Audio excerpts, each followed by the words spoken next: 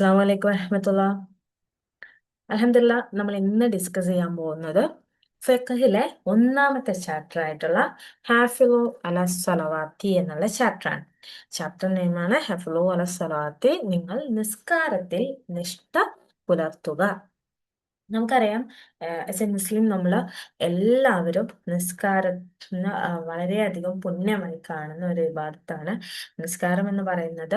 പിന്നെ ഇസ്ലാം കാര്യങ്ങളിൽ രണ്ടാമത്തേതും ഒരു മനുഷ്യൻ ജീവിതത്തിൽ ഏറ്റവും പ്രാധാന്യം അർഹിക്കുന്ന അല്ലെങ്കിൽ ഏറ്റവും നിർബന്ധമായിട്ടുള്ള ഒരു വിഭാഗത്ത് കൂടെയാണ് നിസ്കാരം എന്ന് പറയുന്നത്, അല്ലെ? ഏതൊരു പ്രായപൂർത്തിയെത്തിയ വകതിരിവുള്ള ഏതൊരാൾക്കും നിസ്കാരം നിർബന്ധമാണെന്ന് നമുക്ക് എല്ലാവർക്കും അറിയാവുന്ന കാര്യമാണ്. അപ്പോൾ നിസ്കാരം അതിന്റെ സമയത്ത് തന്നെ നിസ്കരിക്കൽ അതിലേറെ പുണ്യമുള്ള ഒരു കാര്യം കൂടെയാണ്. അള്ളാഹു താലക്ക് ഒരുപാട് ഇഷ്ടപ്പെട്ട ഒരു പ്രവൃത്തി കൂടെയാണ് നിസ്കാരം. അതിന്റെ അവ്വല് വക്തില് തന്നെ നിസ്കരിക്കുക എന്നുള്ളത്. നമ്മുടെ ഈ ഒരു ചാപ്റ്ററിൽ നമുക്ക് പഠിക്കാനുള്ളത് നിസ്കാരത്തിന്റെ മഹത്വത്തെ കുറിച്ചും അതിനെക്കുറിച്ചും ഉത്തരം സല്ലല്ലാഹു അലൈഹി വസല്ലം പറഞ്ഞ കാര്യങ്ങളൊക്കെയാണ് നമുക്ക് ഇതിൽ പറയാനുള്ളത്. അപ്പൊ നമുക്ക് ചാപ്റ്ററിലേക്ക് പോവാം, അല്ലെ? ഹഫിളു അല സ്വലാത്തി, നിങ്ങൾ നിസ്കാരത്തിൽ നിഷ്ഠ പുലർത്തുക. അയ്യുഹൽ വലതുൽ അസീസ്, എന്റെ പ്രിയ കുഞ്ഞുമോനെ. قد تعلمت أن الصلاة خمس فرض على كل مسلم بالغ عاقل طاهر. പ്രായപൂർത്തിയും ബുദ്ധിയും ശുദ്ധിയുമുള്ള എല്ലാ മുസ്ലിമിനും 5 നേരത്തെ നിസ്കാരം നിർബന്ധമാണെന്ന് നാം പഠിച്ചിട്ടുണ്ടല്ലോ. നമുക്ക് എല്ലാവർക്കും അറിയാവുന്ന കാര്യമാണ്, അല്ലെ? പ്രായപൂർത്തിയും ശുദ്ധിയും ബുദ്ധിയുമുള്ള എല്ലാ മുസ്ലിമിനും 5 വക്ത് നിസ്കാരം നിർബന്ധമാണ്. فإنها أفضل العبادة وأعظم الطاعة بعد الشهادتين. 2 ഷഹാദത്ത് കലിമ കഴിഞ്ഞു കഴിഞ്ഞാല് ഏറ്റവും ഉത്തമമായ ആരാധനയും വലിയ പുണ്യകർമ്മവുമാണ് നിസ്കാരം എന്ന് പറയുന്നത്. നമ്മൾ ഇസ്ലാം കാര്യത്തിൽ രണ്ടാമതായിട്ട് തന്നെ പഠിക്കുന്നത് നിസ്കാരമാണ്, അല്ലെ? വഹിയ അവലും മായു ഹാസബു ബിഹിൽ അബ്ദു യൗമുൽ ഖിയാമ.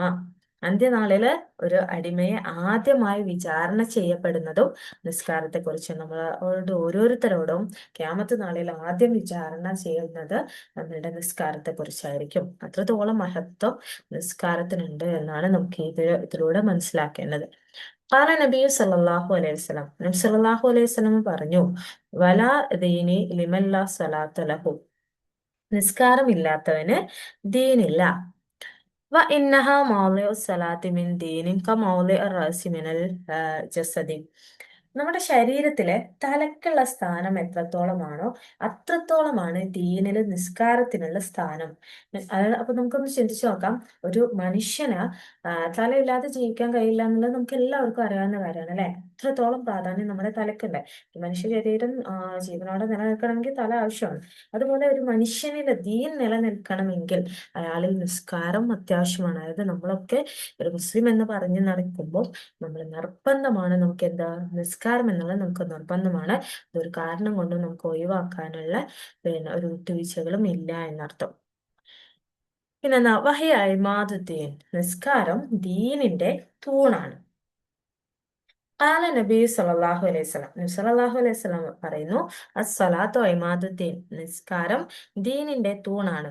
ഫമൻ അഖമഹ ഫഖദ് അഖാമദ്ദീൻ ഫമൻ ഹദമഹ ഫഖദ് ഹദമദ്ദീൻ.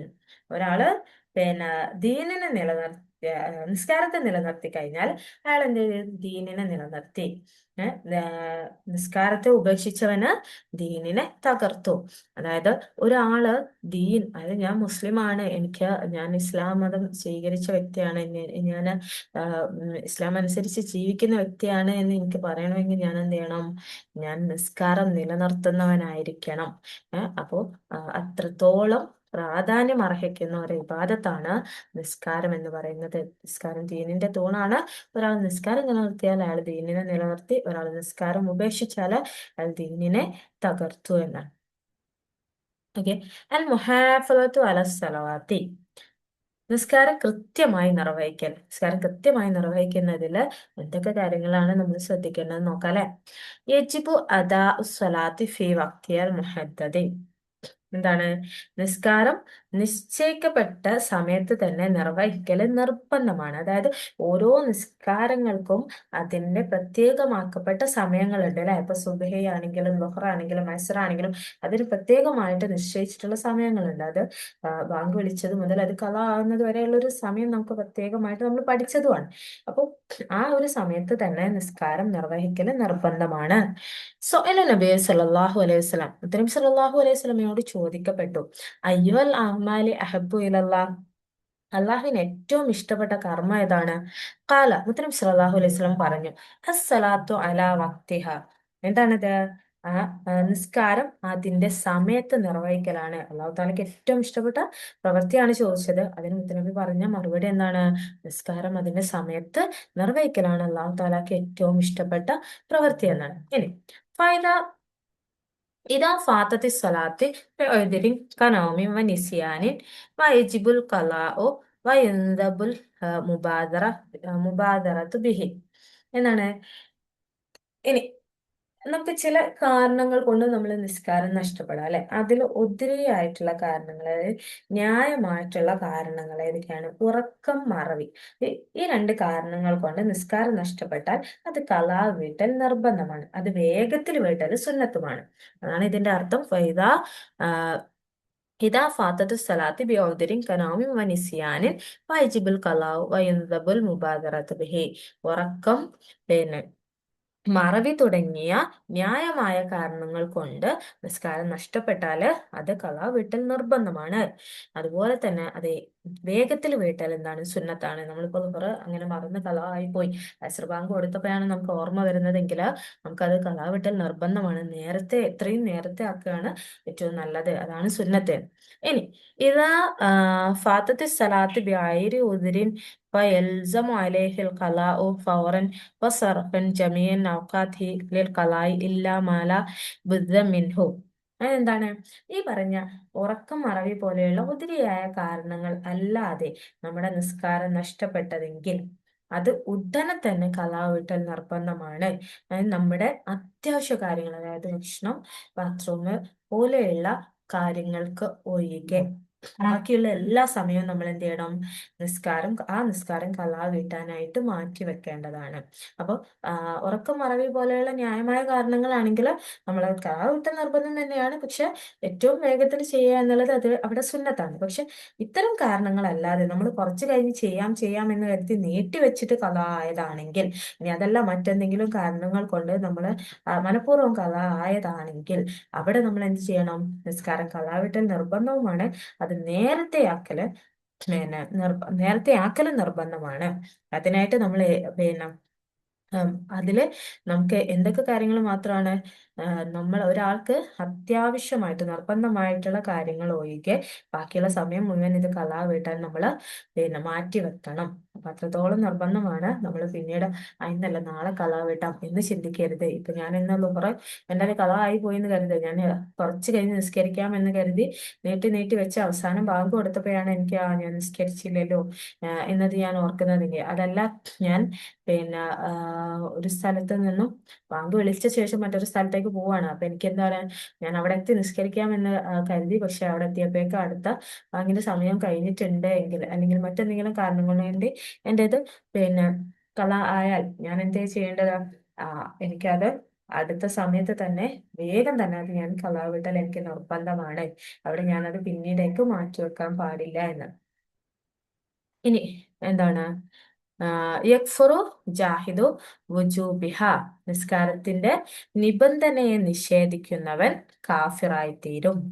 നിസ്കാരത്തിന് ഒരുപാട് നിബന്ധനകളുണ്ട് അല്ലെ. ആ നിബന്ധനകളെ നിഷേധിക്കുന്നവന് കാഫിറായി തീരുമെന്ന്.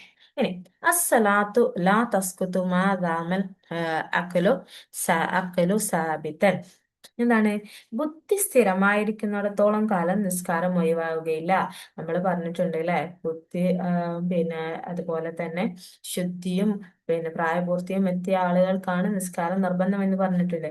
അപ്പൊ നമ്മൾ എത്രത്തോളം കാലം ഈ സ്ഥിരബുദ്ധിയോട് കൂടെ നിൽക്കുന്നോ അത്രയും കാലം നമുക്ക് നിസ്കാരം ഒഴിവാവുകയില്ല. നമുക്ക് അത്രയും കാലം നിസ്കാരം നിർബന്ധമാണെന്നർത്ഥം. യജിബു അലൽ മരീലി അൻ യുസല്ലിയ ഹസബ ഖുദ്റത്തി. അതുപോലെ രോഗിയാണെങ്കിൽ, ഇവൻ നമ്മൾ രോഗികളാവുന്ന സമയത്താണെങ്കിലും നമ്മൾ എന്ത് ചെയ്യണം, നിസ്കാരം നമുക്ക് കളാക്കാനുള്ള ഒരു ഓപ്ഷൻ ഇല്ല അവിടെ. നമ്മുടെ കഴിവിനനുസരിച്ച് നമുക്കറിയാം, നിന്ന് നിസ്കരിക്കാൻ കഴിയുന്നവൻ നിന്നും, ഇരുന്നാണ് കഴിയുന്നതെങ്കിൽ അവൻ ഇരുന്നും, അനി അതിനും കഴിയാത്തവൻ കിടന്നിട്ടും, അതും നടക്കാത്ത ആളുകൾ കിടന്നെടുത്ത് കണ്ണുകൊണ്ട് നിസ്കരിക്കണം എന്ന് വരെ പറഞ്ഞിട്ടുണ്ട് അല്ലെ. അപ്പോൾ അത്രത്തോളം രോഗി അവരുടെ കഴിവിനനുസരിച്ച് നിസ്കരിക്കണം. ഇനി വകദാലിക ഫി ഹാലത്തി ശിദ്ദത്തിൽ ഖൗഫി യുസല്ലി അലാ ഹസബിൻ ഇസ്തിതാഅതിഹി. അതുപോലെ കഠിനമായ പേടിയുള്ള ഘട്ടത്തിലും ഒരാൾ തന്റെ കഴിവിനനുസരിച്ച് നിസ്കരിക്കണം. അതായത് ഒരാൾ ഒറ്റപ്പെട്ടു പോയി എന്ന് കരുതാം, ഇരുട്ടുള്ള ഒരു സ്ഥലമാണ്, അല്ലെങ്കിൽ ചില ആളുകൾക്ക് ഇടിയും മിന്നലൊക്കെ ഭയങ്കര പേടിയായിരിക്കും. അങ്ങനെയൊക്കെ ഉള്ള സമയത്ത് ആൾ ഒറ്റക്കാണ്, അല്ലെങ്കിൽ വേറെ ആളുകൾ ഉണ്ടെങ്കിലും അയാൾക്ക് ഒറ്റക്ക് പോയി നിസ്കരിക്കാനുള്ള പ്രയാസം, പേടിയുണ്ട്. അത്തരം സന്ദർഭങ്ങളിലൊക്കെ എന്ത് ചെയ്യണം, അയാളുടെ കഴിവിനനുസരിച്ചിട്ട് നിസ്കരിക്കണം എന്നാണ്. അതായത് ഏത് സാഹചര്യമാണെങ്കിലും നിസ്കാരം നമുക്ക് നിർബന്ധം തന്നെയാണ്. ഓക്കെ. അപ്പൊ ഇത്രയാണ് നിസ്കാരം നിലനിർത്താൻ അല്ലാഹു തആല നമുക്ക് തൗഫീഖ് ചെയ്യട്ടെ അല്ലെ. ആമീൻ. ഇതാണ് നമ്മുടെ ഫസ്റ്റ് ചാപ്റ്ററിൽ ഡിസ്കസ് ചെയ്യാനുള്ളത്. ഇനി നമുക്ക് അതിന്റെ തദ്രീബാത്തിലേക്ക് നോക്കാം. ഒന്നാമത്തത് അജിബ് അല്ലെ, ഉത്തരം നൽകുക. സലാത്തി മിനൽ ദീനി മാഹുവ. ദീനിൽ നിസ്കാരത്തിന്റെ സ്ഥാനം എന്താണ്? നമ്മൾ പറഞ്ഞിട്ടുണ്ട് അല്ലെ, കമൗല റസി മിനൽ ജസദി. നമ്മുടെ ശരീരത്തിലെ തലക്കുള്ള സ്ഥാനം എന്താണോ അതുപോലെയാണ് നിസ്കാരത്തിന് ദീനിനുള്ള സ്ഥാനം. രണ്ടാമത്തെ ചോദ്യം, മാതാ യജിബു അലാ മൻ ഫാത്തത്ത് സലാത്ത് ബിലാ ഉദ്രി. യാതൊരു കാരണവുമില്ലാതെ നിസ്കാരം നഷ്ടപ്പെട്ടവന് നിർബന്ധമാണ് എന്താ നിർബന്ധം? യൽസമു അലയിൽ ഖലാഉ ഫൗറൻ. ഉടനെ തന്നെ ഖലാ വീട്ടൽ നിർബന്ധമാണ്. ഇനി മൂന്നാമത്തെ ചോദ്യം, കൈഫ യുസല്ലിൽ മരീദു. കൈഫ യുസല്ലിയൽ മരീദു എന്താണ്? രോഗി എങ്ങനെയാണ് നിസ്കരിക്കേണ്ടത്? രോഗി എങ്ങനെ നിസ്കരിക്കേണ്ടേ? യുസല്ലി ഹസബൽ ഖുദ്റതി അല്ലെ, യുസല്ലി ഹസബ ഖുദ്റതി. രോഗിക്ക് എങ്ങനെയാണോ കഴിയുക അതിനനുസരിച്ച് അവര് നിസ്കരിക്കണം. ഇനി അടുത്തെന്താ, സഹീഹ മിനൽ ഖൗസൈനി. പിന്നെ ശരിയായത് തിരഞ്ഞെടുക്കാനാണ്. അസ്സലാത്തു ഹംസത്ത് ഫർദൻ അലാമൻ. പിന്നെ 5 വക്ത് നിസ്കാരം നിർബന്ധമാണ് ആർക്ക് എന്നാണ് ചോദിക്കുന്നത്. ആർക്കാണ്? അലാ സയ്യിദ്